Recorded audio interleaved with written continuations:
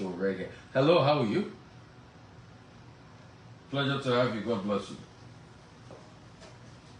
Great to have you from Port Harcourt. How are you? What's your name? Thank you so much. Watching us on YouTube, man. Bless you. Okay. Okay.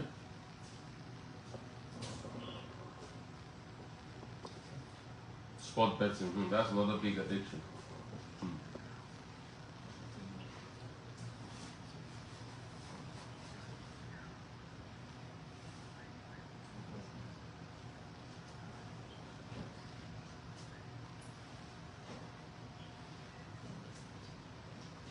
Hmm.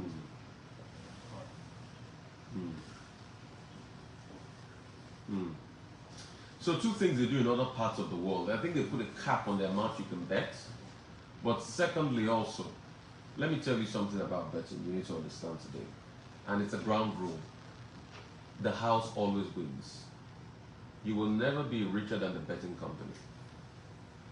So no matter the instant gratification of money it gives you, trust me, somebody is having a cool day just by your own activity.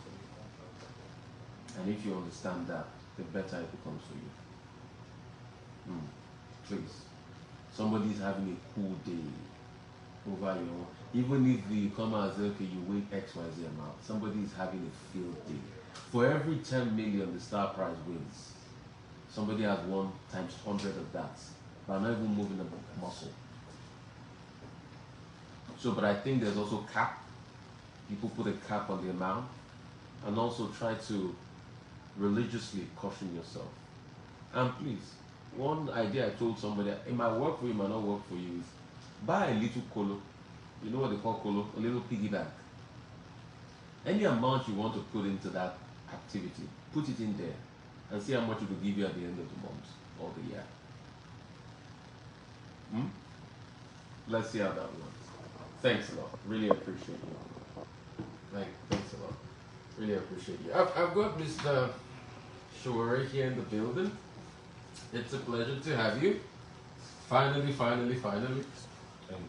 Good to see you. Please come help Mr. Sowore arrange his microphone. Full entourage. We've got the people in here. A lot of people. Great to have you.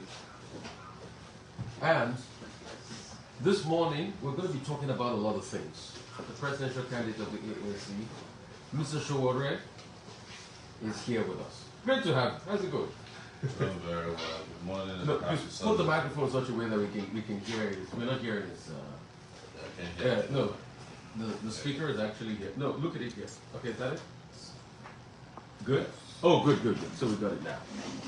Great to have you, Mr. Sowore. Thank you very Please, so we're sending questions in from diaspora. I've got one full hour and some charm hours on top of this interview with Mr. Sowore. I'm going to be explosive. There are a lot of things we need to talk face to face. Yes. And I've been creating a lot of questions. Like the first question somebody sent to me before now, I created a couple of questions. Is that the reason why you're attacking Peter Obi is because he has taken the huge bulge you normally used to have in every town. Is that true? Not at all. Tell me why. What's happening? I have been around for a long time. As of 1992, I was a student union president that had 27,000 students on campus at the University of Lagos. We would come out of Lagos, Ibadan, several parts of the country with huge crowds of young people. And in those days, it was dangerous to even be an activist or be involved in street protests. So, having done that for 32 years, how on earth would I be worried about anyone who, when I was 22 years old, was nowhere to be found? And this doesn't apply to Peter Bill, it applies to many of the politicians talking about today who are hiding under their bed. So I say all the other politicians are hiding under their bed. When I was in my 20s, they were hiding under their bed. No one of them. All of them running now. Yes, except, yes, all of them run. There's no politician today. Huh? ran in 1992. 1992. Where was he in 1992 when they annulled the election? He ran away. Everybody ran away. Yes, all of them. Ashwaju played a major role in, he did not participate in street protests. I'm talking about street protests now. But Ashwaju was harassed and arrested, and they call him the bastion of democracy. Look, everybody like to call themselves whatever name they wanted. I'm not saying he didn't participate. They participated at the level of Nadeco. They were more of the, administrative office-based, house-based protest leaders, and they had their own. But I'm talking about direct action in Nigeria, in which we were in front of armor tanks on the Korodu Road, and the army would be shelling us and killing people beside us. They weren't there. They weren't there. So you're saying you have more street cred than all the other presidents? I mean, is that what you're saying? As of, when was it? As of a few months ago, I was sitting protest in Abuja. I was part of it. I started NSAS in Abuja. How could I be jealous of anybody? I know it's political season, like I keep saying. People will say all kinds of things, but different people come from different places. My own history is documented. 32 years. There is nobody who attended the University of Lagos between 1989 and 1995 that didn't know who I was. There's no newspaper reporter in Nigeria that didn't know Sowore in the 90s.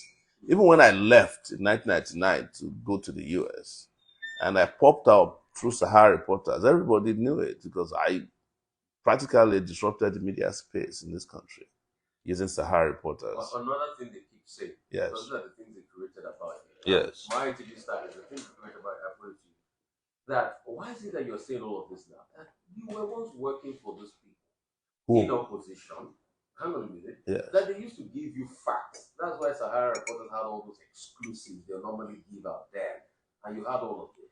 That you were part of all this people. You were part of the establishment in some sort. You work for them.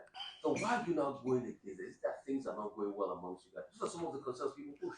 No, it's not true. I've never worked for. That's why I say you are debunking all the lies. Of course, I've never worked for any establishment. Never. Who used to send you all those juicy stories you reported on Sahara? You see, the way Sahara Reporter was set up was that it was for anonymous tips. That's how it started. People just put in information. They send them by emails. I've had emails sent to me before. I said thank you, and the email had been deleted. Just it's at that purpose.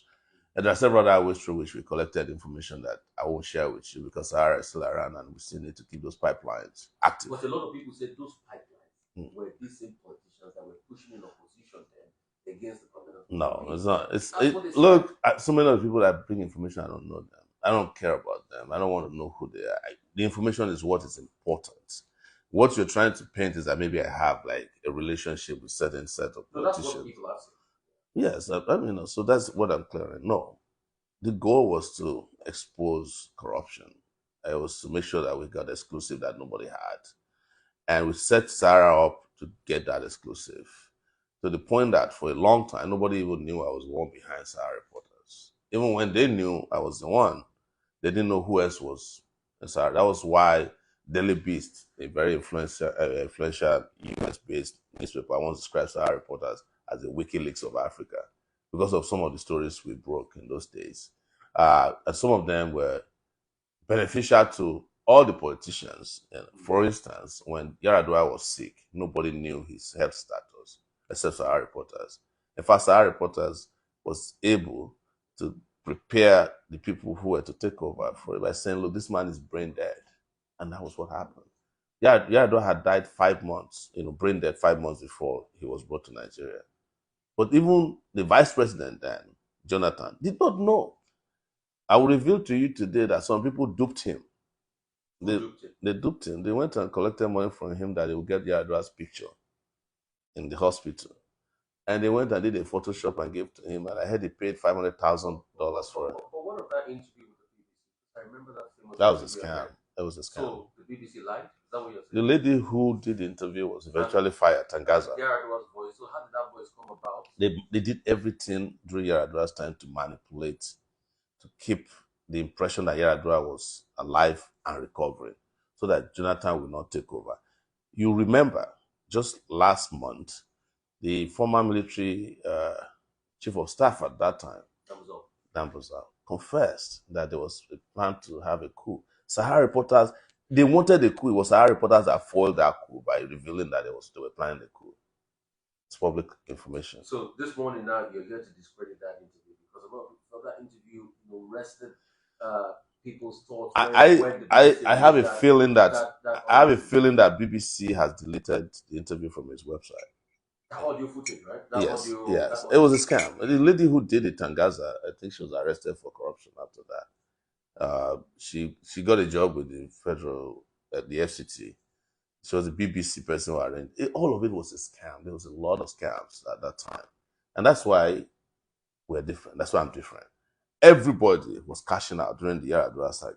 The House of Representatives. Apart from you. Of course, because but you were on top of the big story. Why were you not cashing out? I wasn't. I'm not about cashing out. I'm about integrity. I'm about saving the country. I wanted the country to be aware that Yaradua is not coming back, and the proper transition should happen. And I single-handedly followed every lead I could find, every information regarding his health record. They would have killed me if they could find me during that time, the Yaradua cabal. And the other people, the Jonathan people, had no clue what was going on with Yaradua. No clue. They were just tossing them around in Abuja, small boys, and they were running. You were talking about BBC. Did you not hear that during Yaradua's time, they took a budget to Saudi Arabia and signed it, that they claimed that Yaradua signed the budget and brought it back and implemented it in this country? Nigeria is a crime scene, my brother. Crime scene. And all of them got away with it. And of course, several other criminal elements have gotten away with even more heinous crimes against the people of Nigeria. But that's just one example to show to you what integrity can do in the media to the country. Okay. Yes. Somebody, Divine Prince, sent a message. Said he's an unstable wind. That's what they're saying about you. Some people will say, okay, refer to the last time you ran for president. Yes. They're like, all of this balls you normally push. Why is that people didn't fall in line? They said you even get to 100,000 votes in the last election. Now what happened? There was no election in 2019. No, but there were elections. I'm saying it to you. I ran an election. That was a scam. It was a selection. No, there were elections. It was a selection. They just allocated votes to people. That's what they did. People voted. Who voted? People voted, but the vote didn't count. That's the problem. They just allocated, they did what they usually do. And the coalition. The Supreme Court ratified it. Supreme Court. Is it the first time the Supreme Court will rectify fraud in Nigeria? Was Yaradua came after he won election, that he knew that his election was a scam after the Supreme Court had ratified it. Is it not the Supreme Court that made somebody who was a fourth in Imo governor today? Which Supreme Court are you talking about? So you said there was no election, that's why you came distant. I don't know the position of, but you didn't get up to 100,000 votes. There was no election. It was a selection. I'm serious. I swore to an affidavit when I was detained that there was no election. They haven't debunked it. So a lot of people will now say back and forth that the same crop of youth you used to get, why is it that then you couldn't translate them to votes? And now people are saying it is, it is very unbelievable, let me use the word, that there's a lot of momentum among young people, but they are seeing this year just like going to be the last time for you. That the momentum is not being carried over and it's not translated to votes because you don't have a structure. I'll say two things to you. Okay. Take you back to about 1996 or 97 in Nigeria. Most young people now were not born at that time, or those who were not born were not politically conscious. There was an impression created that all the young people in Nigeria wanted Abacha to continue power. They went to Abuja, had a massive concert, 5 million man march. Every musician in this country was in on it. Shino Peters did not recover from it. Every influencer was, everybody was on it. You know what we did? Young people of our time, we went to Yaba and declared our own 5 million man march. As soon as we arrived there, they opened fire on us. But that 5 million man march that we did in Yaba, was what saved Nigeria, not their 5 million man march. So you can create an impression, you can contrive support, you know, you can actually bamboozle and brainwash people to say, look, this is where you should be now. But what I'm saying is that we're not there yet to be making declaration that youths are in support of anyone other than the direction they should go. So that's the first one I want to say to you. The second aspect of it is that you see there are youths and there are critical masses of youth as well. And one of the reasons why you should be able to discern the difference is the death of the Queen in the last few days, and how some young people you think were conscious were celebrating the death of the Queen, mourning her.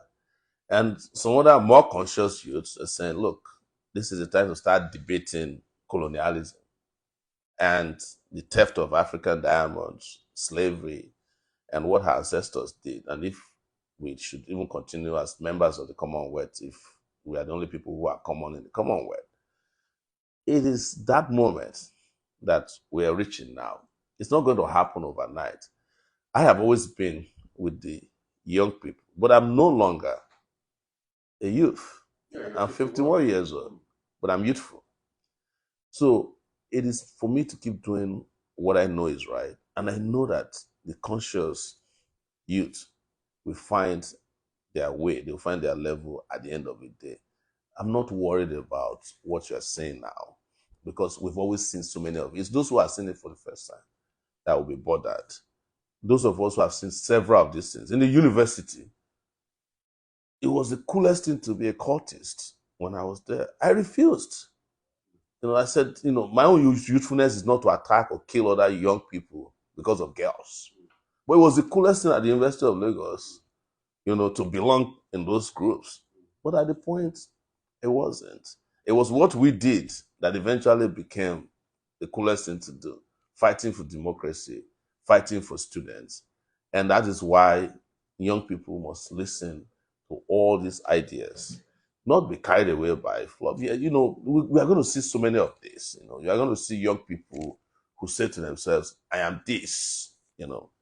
I used to say 4 years ago, it used to be Malians, you don't wear trousers, so you don't wear belts, And then came NSAS, and everybody's like, oh my God, this is not a revolutionary movement. And they start talking about that because young people are impressionable, you must understand. But those who are conscious cannot just fall by, fluff. No, so I'm pretty confident that the youth you are talking about will find their level. They're like water. They'll find that right level, and that will make it happen at the end. Because nobody thought youth in Nigeria will have NSAS. Okay. Yes. A lot of people keep talking about the structure. Yes. AAC across 36 states. What's the push like? What do you have on ground? You keep saying you don't have money. That because you're not here to run a money-based campaign, but people argue that you need money. Elections are difficult, they're expensive. I want to say to you that in 2019, we were the ones saying that structures that are in existence are not real structures.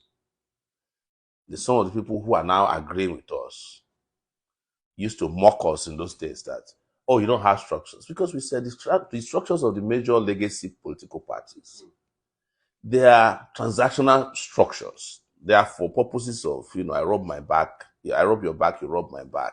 Those people don't, because they don't have any ideological base. And now, we said to people in 2019, it's the people that are the structure. And that's where we are now. Some of the most exciting political groups now have said the same thing, that they don't need those kind of old structures, that the structures they need are the people. And that the people, when they need to move, we move in the direction of structures that can deliver them from misery. That's where we are now. They've come to that point. They've come to agree with us. With regards to money, yes, money is needed, but we need people more than we need money. Because you can spend all the money in this world to bribe people, and if they don't believe in you, they will leave your money behind and go for what is most intrinsic in their life, values. But to say that we need... Do you think the Nigerian voter is there yet, where he listens to your manifesto and listens to your values, and he votes based on that rather than 5,000, 10,000 naira? Why are you on radio? I'm on radio to change that, but do you Exactly. honestly know? Yes. Correct. There's a difference. Yes. Between ideology and reality. Yes. Reality now on ground. You think the average voter is there now? I want to answer by saying we're getting there. And the reason we're getting there is because we have not given up. Yes. Nobody would have been talking about a different political reality in 2022, 2023 had there not been NSAS. I'm telling you, especially for young people. It was like, that's the point at which they tasted blood. And they don't want to go back. But would there have been NSAS if people like you and I have not been talking, moralizing on radio, on the internet? If there was no revolution now, for instance, in 2019 after the election, in which the structures you are talking about... Why do you want to do that? Yes. So I want to get there. The structures that fought for revolution now happen in over 26 states. I'm telling you, the structures that can confront armored tank, police, go to jail, they are better structures. They are more solid structures than structures that collect 5,000 during elections. And we have them. Our party have them all over this country. Because revolution now was actually the idea of the AAC. It was AAC's idea. But the moment they saw that AAC made a proposal for revolution now, they went and hijacked the party from me and got me arrested and detained before I could come out of detention. They had claimed that the AAC is now in the hands of a number of reactionaries, which was ended when we won in the Court of Appeal. So these structures, young people that fought during revolution now, are you dispelling them as no structure? Of course, they're real structures. The structures that took the risk to dismantle the most notorious police rogue unit in Nigeria through NSAS.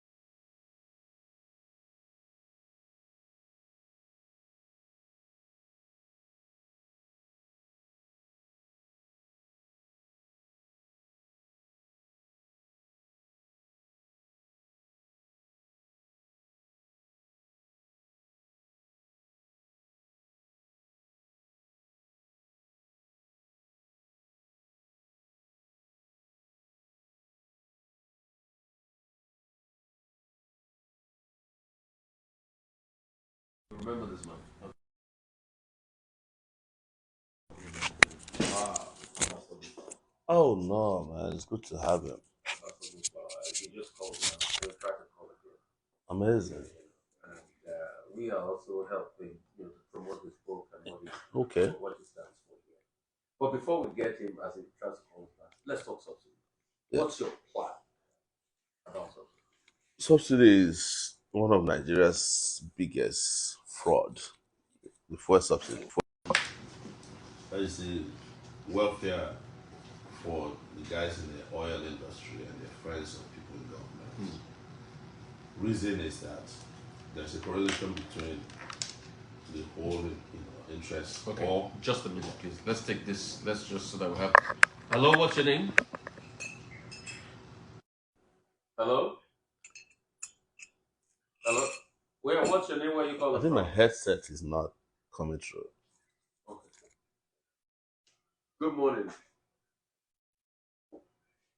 Okay, Mr. Musa from Italy. Okay. Where in Italy are you calling us from? Where in Italy are you calling us from? Okay. Thank you so much from Parma in Italy. Talk to me. Talk to me.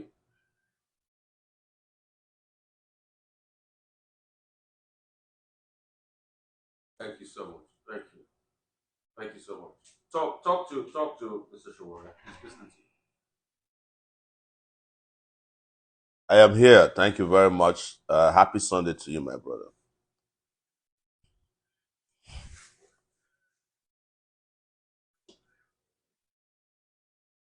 Thank you.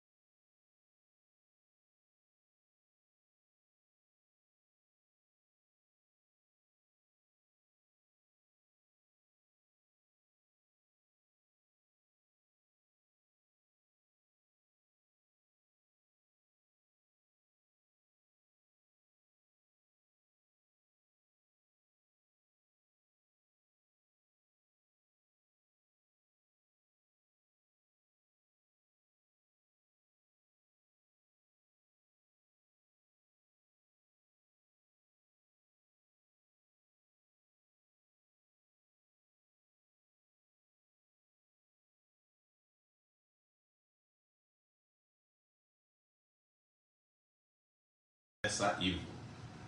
So you're calling Peter Obi a lesser evil? That's what they call him. People support him.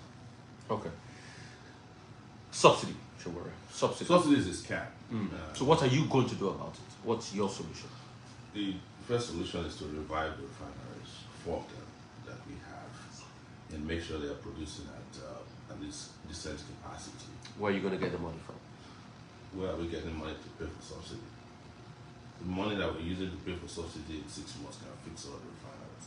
But you got to give the refineries to people who know how to fix refineries and not mechanics who don't know how to fix refineries. You knew what they did under Obasanjo. 500 million was given to someone who had no idea how to fix bicycles, to fix the refinery, and make our phone.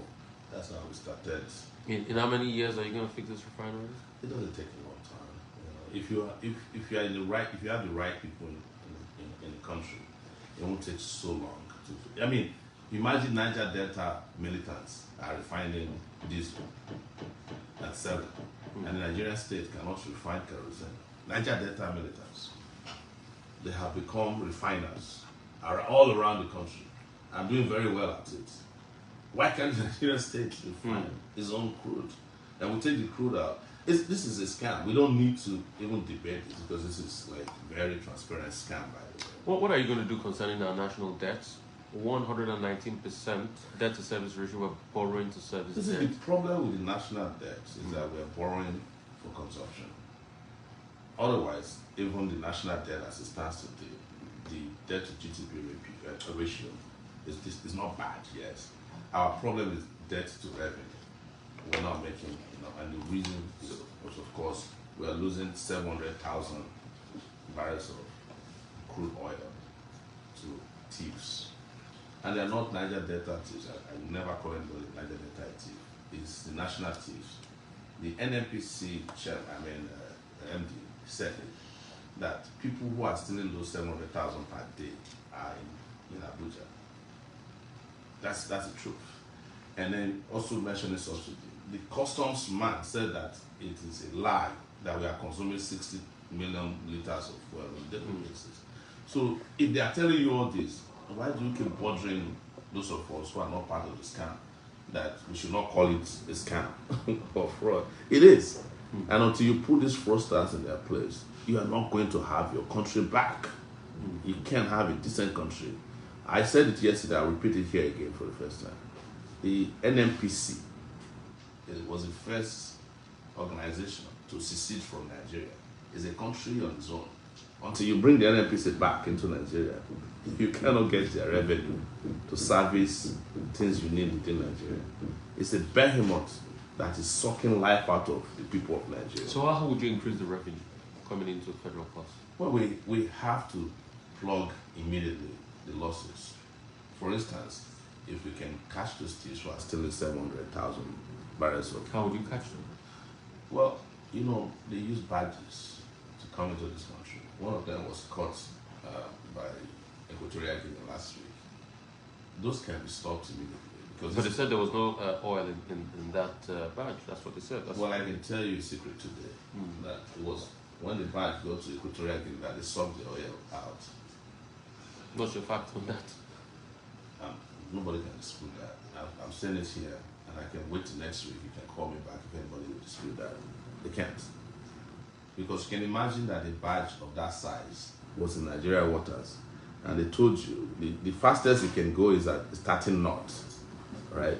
They told you that the Navy couldn't catch it until they got to Equatorial Guinea. You should know Nigeria now. That is abracadabra. The more you look, the less you see. Because they wanted to take it out of the country, suck it out to another batch, and then say, well, there's nothing in it. If there's nothing in it, why was it running away? Okay, so how would you stop this?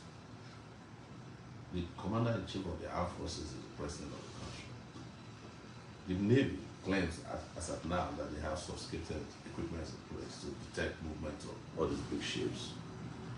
And that's what we're going to do. But we have to, like I said, we have to replace those criminals in the NNPC who collude, or at the presidency who collude. But NNPC has been commercialized. How do you do that when it's been commercialized? They commercialize the criminality with it. So how would you do that since it's been commercialized as a company on its own now? It's Nigeria's property. It can be renationalized. If it's, This is the same NFPs that's talking about probably sometime in the future they'll go to the market, they'll raise more capital. which capital are they raising? Their liability to Nigerian people right now. It doesn't matter what you call them, the format you put them in. The most important thing is that it's a Nigerian oil company. And so it ought to be serving Nigerian people. It's not. Whatever we can do to make it work for Nigerian people is what we would do.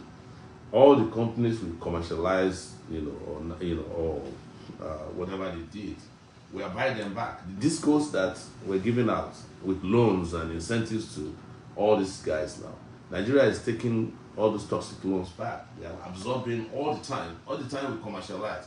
We end up paying for the commercialization. Keep up giving loans to the people we commercialize to. Okay. And then we take them back again. Let me take Ambassador Musba. Ambassador Musba, how are you? You want to say something? Yeah, quickly, Ambassador Musba, quickly. Yeah. Nigeria happened to me now.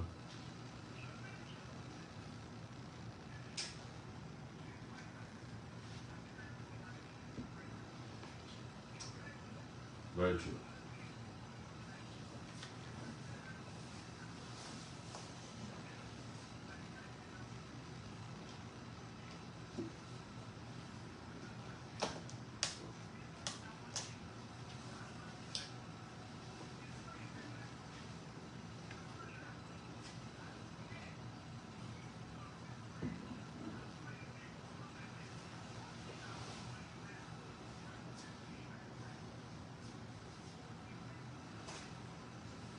They say you should be in the Senate. Not Why do you guys keep a asking? lot of people keep saying that. Why do you guys keep asking your decent people to go to the Senate? Why you have like?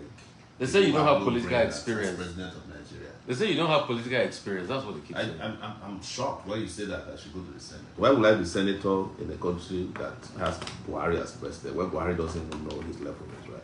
No, you can't be insulting the president. No, I'm a citizen of Nigeria. No, you shouldn't be doing that. You can sue me for cyber stuff. Sure, you shouldn't be doing that. You shouldn't be doing that. Those are the kind of things people say about that. That's unpresidential. No, you don't need to make your point with insulting people. No, it's not. That's what a lot of people say. It's the truth. It's the truth. The country bears testimony to the fact that our leaders don't know what they're doing.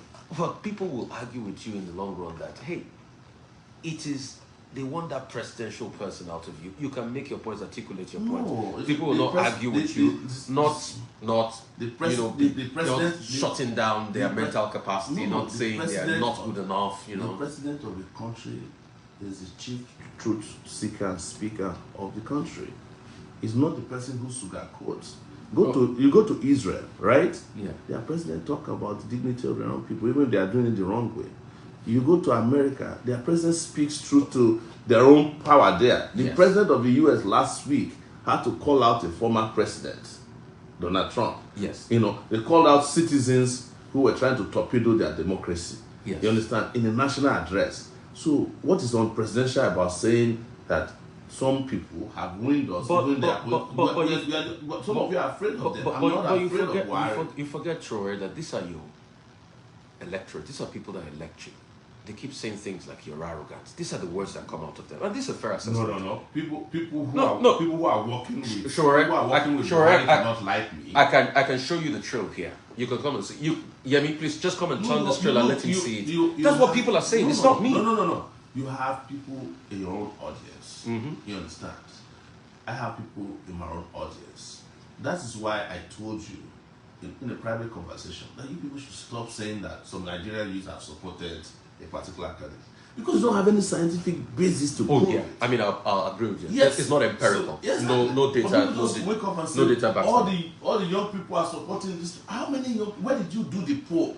Where did we sit down? Which conference did we sit down that all the youths have supported the candidate? It's a fallacy. But you are good at promoting all these fallacies, and I am saying we should stop it. If the president is not doing well, say it. Call him out on the issue. No. Let me tell I will not stop him. Call him out. Call the president out on the issues. But when you start saying mental capacity, there was a reporter, right? Not a reporter, but an analyst in the U.S. who looked at Judge Bush during the election and said, "You are a functional moron." You understand? It doesn't make it right. You make it right. It doesn't make it right. Because it was the right thing at that time to say, because it was Judge Bush that pushed America into the Iraqi war. See how many lives it cost. Sure. Pushed them into Afghanistan.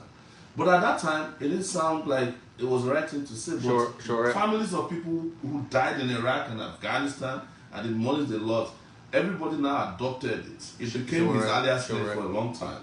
He had to fight back. He had to get direction from Congress. What I'm saying is that I'm not going to sit down here make your point. trying to sugarcoat Nigeria's problem. I know. Enormous for us to sit down here. And that's why let's talk about the ASU strike. Let's talk about the ASU strike. Yeah, exactly. And let's also talk about the leadership of NANS.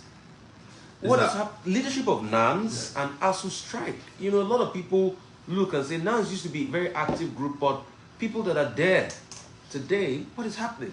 And the ASU strike that is what will be your solution? Let's talk about those things. ASU strike is as a result of lack of interest in education by our current leaders or rulers, as I like to call them. They decided that they will not fund education and they do everything to frustrate the development of the education system. But the argument is that they don't have money. That's what the argument. You don't have money for ASU, but you have money for the Republic of Niger to buy SUVs. You don't have money for ASU, but the Accountant General can steal 150 billion and he spends just 1 week in detention and is back out and having fun. You don't have money for ASU, but a governor can get a grant of 6.2 billion naira to create a ranch that doesn't exist. You don't have money for ASU, but you have money for politicians to steal and build mansions, buy,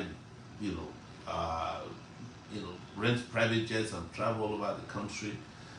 It's a fallacy, it's a lie that they don't have money for ASU. They have money for ASU, but they're not interested in education. They don't have money for ASU, but you can take money and sponsor one of your child to a UK university. But what would be your solution? Your solution? I said funding. How would you get the funding? The funding is available. We always have a budget in place. How? But in my case, I will increase the budget for us because education will be priority. So how would you increase the budget where, do you know, like the budget, the projection for how much we're going to make this year is about 5 trillion. We're not making money. There's no revenue anywhere. So how would you increase the budget for ASU? I keep saying this. People kept saying we're not making money. But it is Nigerian people that are not giving money. The people in power are making money. They are doing better and better on a daily basis. And that's where transparent leadership should come in. Because in the midst of we are not making money, a barrel of oil is selling at $100 plus per barrel. The projected amount for sale is around 50. They are not adjusted. So what is happening to the excess? So we're making money, but people who are running our affairs have bankrupted the country. They are doing, as we speak, they are doing very well. It is the same country in which a few months ago, I know we forget these things very quickly, the central bank governor was running for president. A central bank governor, buying vehicles, bribing everybody that could be, everywhere was buzzing. The election alone, the primary elections of the major political parties shows that there's too much money in circulation. But it's just not with the right people. The people don't have access to this money, and that's where we are different. That the people who should have the money should have the government, but the people who are in government are not the people. That's why they rig elections. So, and they throw this out and say, we don't have money, we don't have money. But nobody asks, how much are you making? Why is it that we don't have money? Where is the money you are getting to take care of your own excesses? And the people can get money to take care of their own little needs. Okay, so your idea is you believe that education should be solely funded by the government. So can I say you're sort of like socialist in your thinking? You feel education is so important. So can I say AAC is a socialist party? Because I want to get your idea. Yes, we don't hide it. That, okay. We believe in the people and we invest in the people. I also want to ask now about power. Power supply as an energy. Energy. Yes. What's your energy idea? What's your energy plan? My energy idea is to. And please tell them where they can read your manifesto. Yes. Our manifesto is on Sowore2022.org. Okay. And it breaks down all of this. But our energy idea is to rapidly increase generation through energy mixes. And in this case, gas, where necessary, clean coal, very complex, hydro, all right? And most importantly at this time, we also need to make the energy transition. Solar is a big deal also. I want to see Nigeria in 4 years that has solar farms all over the place. And also want a situation where we break down our energy grid system such that it is no longer a national grid. Yes. We have like regional grids where people can create their own energy generation and transmission systems in regions and sell. We can even retail, where people can sell energy. But we're selling already. Well, right now, laws don't allow you to sell. Okay, you personally, but the government is only selling. embeds, We should completely get rid of that bureaucracy, so that people can sell at regional and local levels. If I can generate enough power on my roof through solar, I should be able to sell into a small. So that means you're questioning the national grid. I will. You remove it? It's no longer necessary. So would you have like regional grid systems? Absolutely. Regional grid system is solution. And even local government grid systems. Okay. So that the most important thing for me is for you to get power. I'm not interested in bureaucracy. This national grid system is part of the restructuring that should have happened a long time ago. But when people are very, hung up on this idea of controlling Nigeria to the point that they just believe that if it's not controlled a certain way, it will not benefit them. That's why you have a lot of these very antiquated old systems. How would you get money to do all of this? Look. And how much is it going to cost? I think we broke it down. How much is it going to cost? We're looking at over $16 to $20 billion in 4 years. $20 billion for power in 4 years. To revamp the entire electrical energy system in Nigeria, such that we'll have about 20 million homes hooked up to any form of grid. Maybe whether it's national, regional, my interest is you get electricity. So how are you going to raise the $20 billion? There's a lot of interest out there, with credible government that can bring in money to invest. What you need to keep your eye on is to make sure that you don't fall into the hands of loan sharks and smart Alex who say they want to come and invest in your country and take over your country. But it's a lot of money because these are investments that have a short turnaround system. Let me tell you, the mobile telephony industry. South Africa takes out about $13 billion to $20 billion from Nigeria every year just from your cell phone calls. They're happy to do it because it's a money speed. You can imagine what will happen to Nigeria if there's electricity everywhere in 4 years. So will you tax telecom companies if you become president? No, I won't tax them because then they will transfer the taxes to users. But I will ensure that I keep an eye on what they take out of the country. So you're not going to have like a surplus tax? Not really. Because they made a surplus. I'll be more interested in ensuring that there's no capital flights, that they invest more in Nigeria. So how would you ensure that? Well, we control what goes in and out of our country financially. If the leadership of the banking sector, especially CBN, is not corrupt.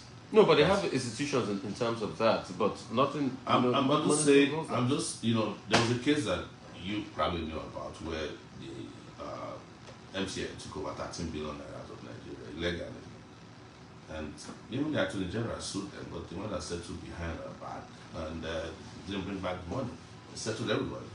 I would get that money back into the country because it was illegally taken out of the country. It was money that should have stayed in the system. It's the reason we keep having all these dollar scarcities because money that ought to stay in circulation in Nigeria taken out. Let's take more calls. Compromise. Hello, how are you? How are you? Hello? Hello? Yeah, quickly, you've got Shaw right here. You can ask him questions. Okay. Yeah, go ahead, yeah. Thank you.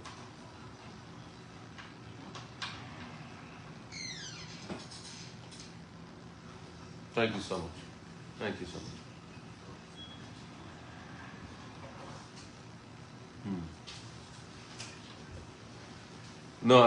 No, I need to be professional. I need to be professional. Yeah, please.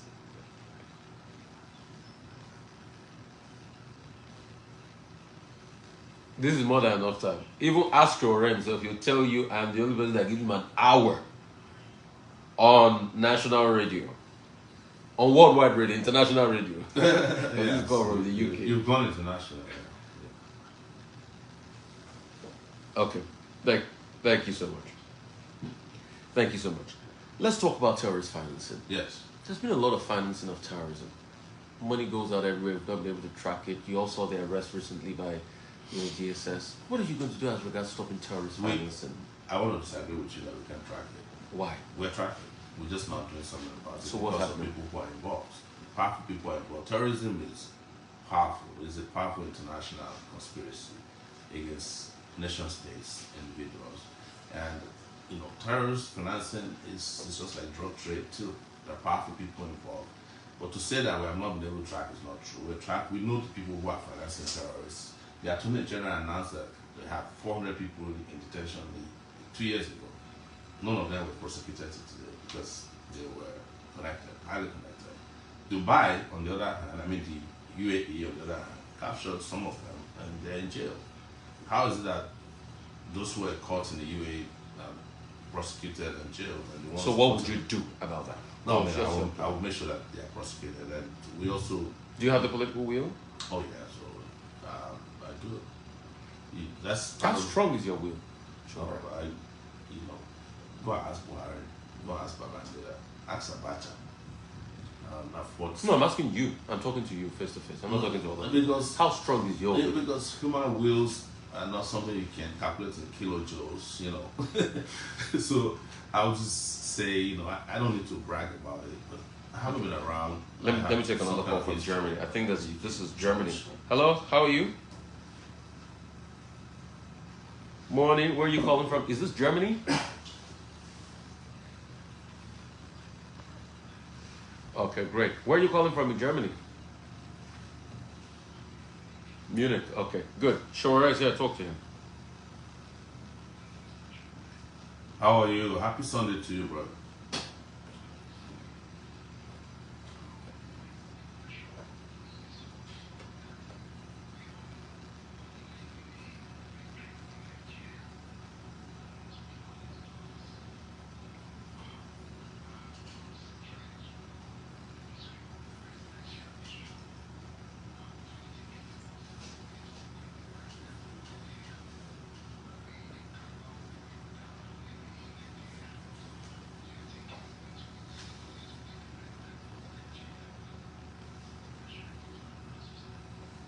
Okay.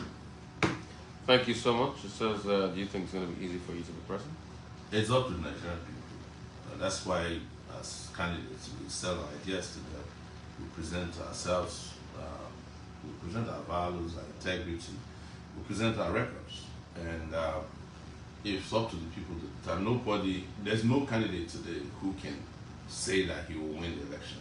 You can be sure. Because situations get fluid all the time. And I like the fact that people are saying that the cabals will not let you be. But if you find me a good candidate, let's all confront the cabals at once and dismiss them.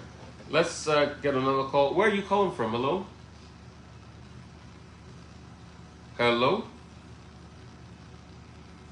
Hello? Okay. We're still trying to get calls in. So 0700 903 903 903. What would you do about the ports? Our ports? Yes. About ports, the gridlock and all of that wahala and everything going on there. But let's take this call. Hello, how are you? Great to have you, yeah. Yeah. Talk to me. Go ahead, I can hear you. Oh. Hello? Great to have you. Morning. Talk to me. What's your name? Okay, from Port Harcourt. Great to have you. Talk to me. Good morning. Happy Sunday, brother.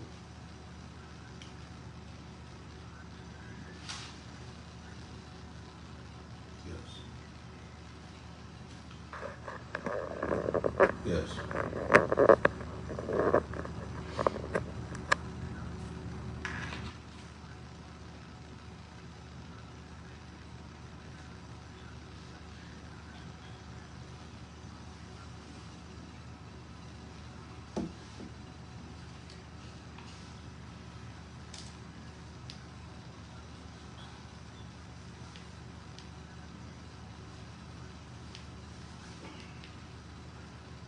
That's not true. That's not true. When you talk about the old order, you look at people's records. I know some of you don't accept these things because you are just interested in the moment. Where was he, in the last 8 years that he was governor? Who was he with? Who are his supporters? Who are the people that he worked with? What about his records? Human rights. You have heard about Ezu River, where members of myself were killed and dumped in the river. He was governor at that time. Even during ESAS, he was invited to an ESAS panel to come explain what he knew about ESAS. So go and verify. We have verified. We are giving you feedback that he's not what you should be deceived about. So a lot of people are saying, why are you only saying this about him? Why are you not saying this about the other candidate? What's your take on the other candidates? You should ask me about the other candidates. No, but that's what people are saying. That generally, you had a pattern of I'm your guest, and I'm responding to questions you asked me. Okay, let's take this call. Hello, how are you? Great to have you.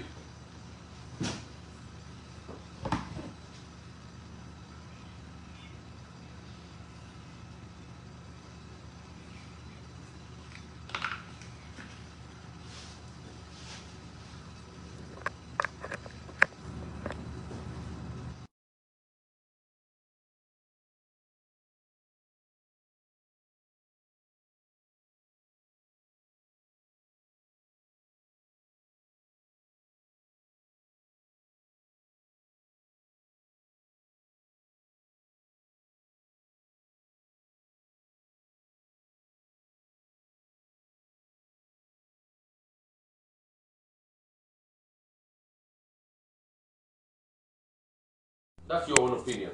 Your own opinion. No, that's your own opinion. You don't. You're entitled to your opinions, not your facts. That's your own opinion. Because if you say something else, if another person comes there, they will tell you otherwise. So it's your own opinion. And listen, this is fair media. You don't force your opinion down people's throats. If you do, you know who you're talking to. Yeah.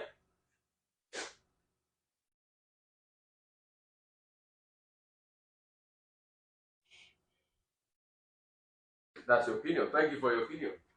Thank you for your opinion. Yeah. Hello, how are you? Great to have you. Yeah. Morning. Yeah. Good morning. Happy Sunday to you. Yeah.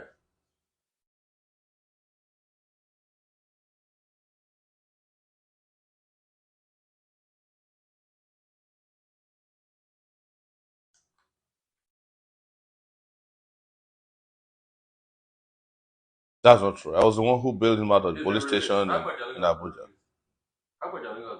I remember we even talked about it 2 weeks ago, and yes, I was actually the one who went to the police station to get him out in Abuja.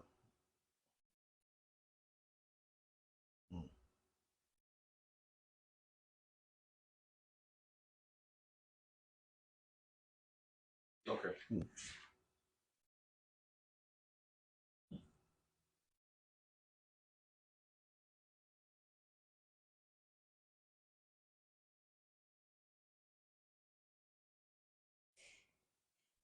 Okay. Children of the rich going abroad, politicians going abroad. So also tie that with the question on the Papa. Right? So for Papa, which I mean, it's a shame that we only have one port, like big port, functional at this time. I'll be targeting about 4 ports immediately, out of Warri, Port Harcourt, Cross River. In fact, it is time that we start shutting down the Apapa port because it's in the middle of a huge population. There's no reason there's no reason to be putting pressure on. And a port, this port should be moved into an industrial area, created in a separate area so that it can stand on its own. We build infrastructure like road, rail to the place, shut this one down, and start rehabilitating Lagos to become a cosmopolitan population and not a population that is dealing with port distractions. So we need 4 different ports, including inland dry ports, so you're going to resource state on that. You're going to resource state. Yeah, the cargo planes do a lot of work bringing in the same products these days. So no, not at the size of ships.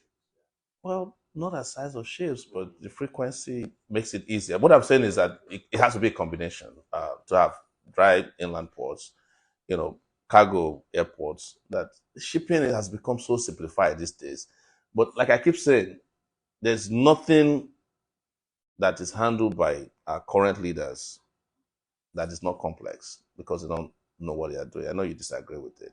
Okay. Secondly, let's talk about cost of living. He has a question. Medical tourism.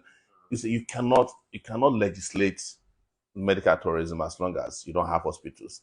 Focus on building hospitals, primary healthcare systems that work, secondary healthcare systems that work, and even in the tertiary level. The moment you build good hospitals in Nigeria, people will not go out. Most people will not go out to go to hospitals because they are not cheap. But the reason why they go out is they don't have good ones here, and they have access to free money to waste on their health. So we'll make sure that that's Where did you do your last medical? My last medical in Nigeria. I haven't left Nigeria in 3 years. Yeah. I've not been allowed to leave Nigeria. When are you going to go see your family? When Buhari releases my passport. Your passport is still taken? Yes, the federal government is in possession of my passport. How is that? I'm talking to you as a friend of family member. Yeah. How's that been impacting you not seeing your family? There's a price to pay for being a Nigerian and being committed to a just cause.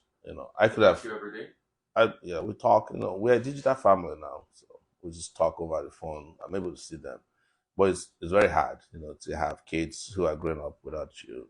The last time I saw my son, by the way, if he's hearing today, my son turned 14 years old today. You want to say happy birthday? Happy birthday, Komi. He'll be happy to hear that.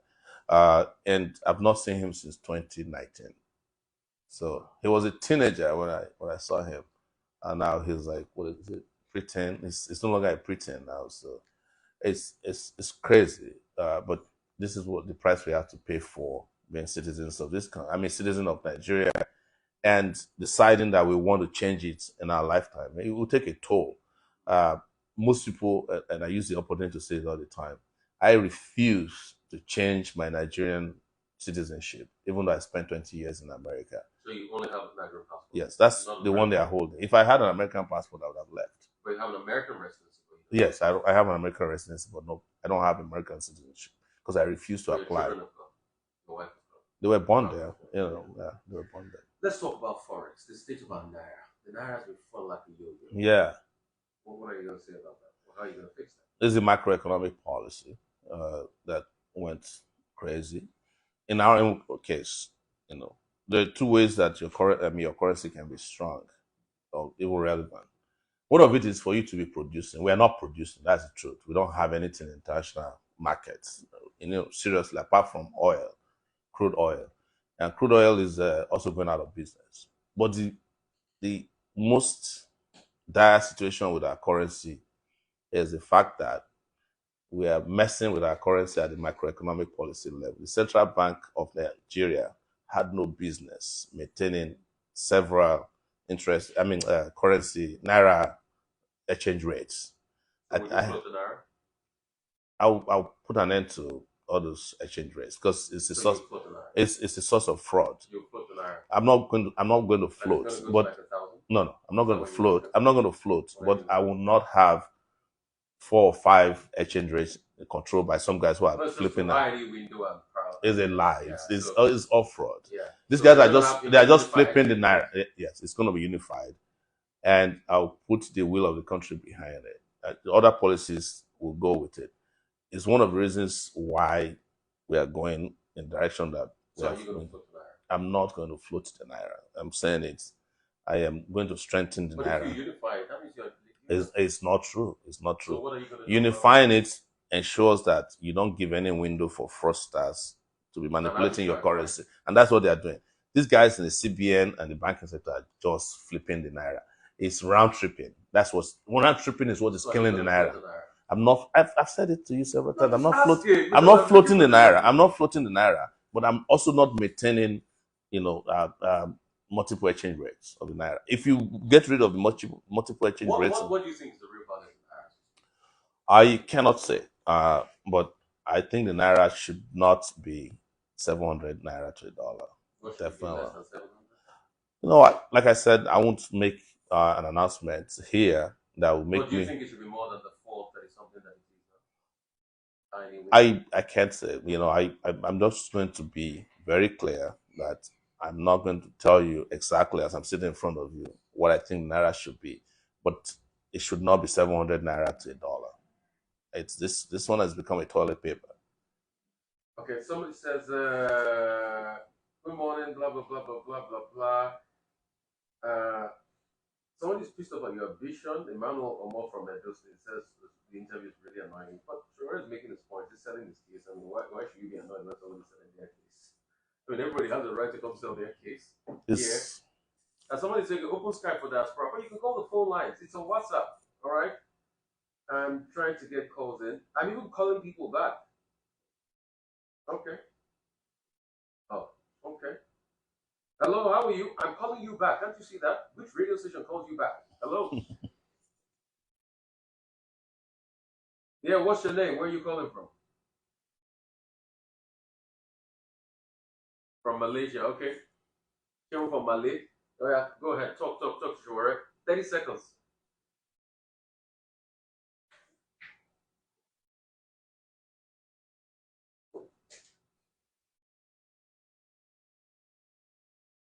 Quickly.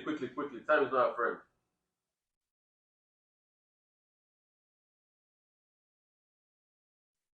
That's your opinion. It's obvious that Rufai is opposed to my candidacy. You know I have to balance as a journalist. Anytime you hear that I'm going to win, you're like, oh, that's your opinion. It's the opinion of the people that matters. Yeah, go ahead.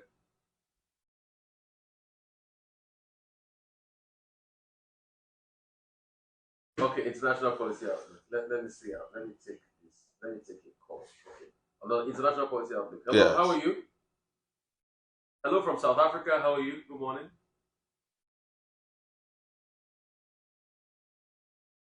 Great to have you. Good morning. Happy Sunday, my brother.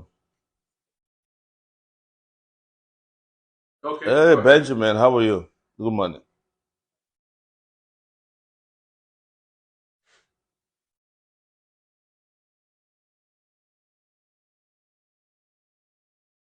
Yes.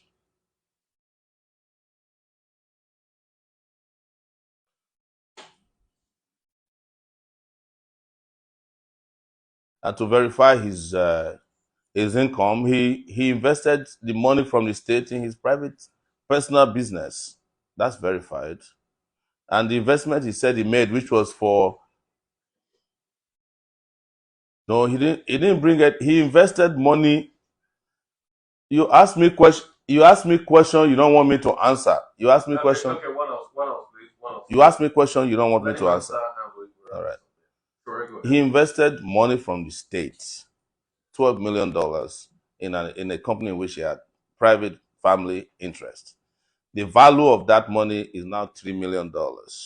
If that money had been invested in education, it would have produced some 300 solid graduates by now. You don't take money belonging to the state into a private company and start saying that, oh, you are making an investment in it. You don't take money. You don't have a right to take public money and invest in your private business. That is fraud. That's corruption. I've verified that. It's not a lie. Which international company? But does his family not have? So what is the worth of the investment today, sir? What is the worth of the investment? You asked me to verify now. I'm on ground. I'm verifying to you now. You have admitted you don't have information. So listen to superior information. You don't.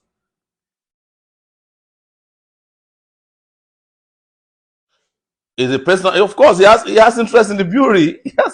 He has interest in the brewery. He confessed to the fact that his family has interest in the brewery. He's a stakeholder. He's a shareholder in the brewery. He is. You can go and verify.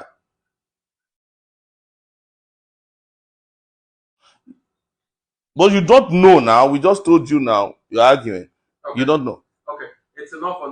Okay, it's enough on this argument. Let me take a last call. I appreciate you. It's enough on this argument. We've got a call from United Arab Emirates. Hello, how are you? Great to have you. Quickly as we wrap up.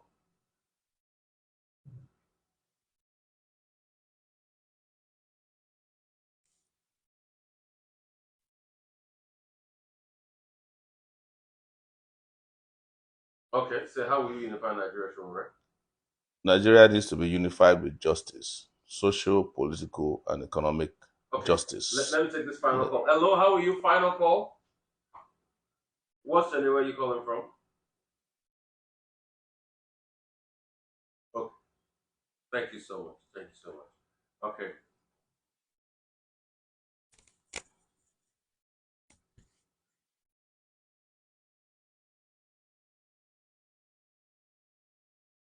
Okay.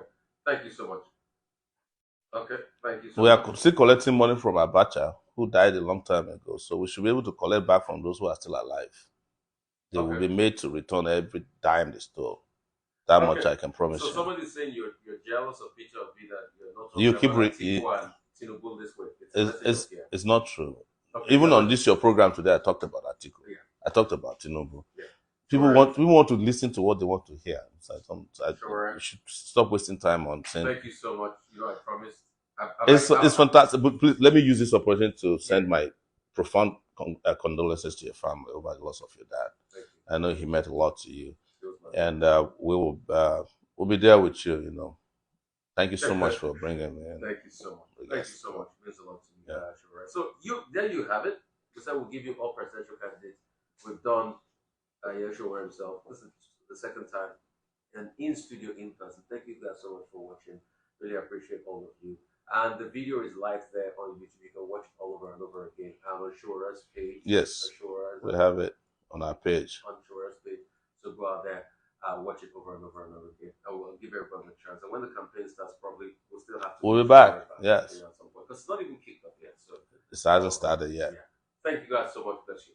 Thank you.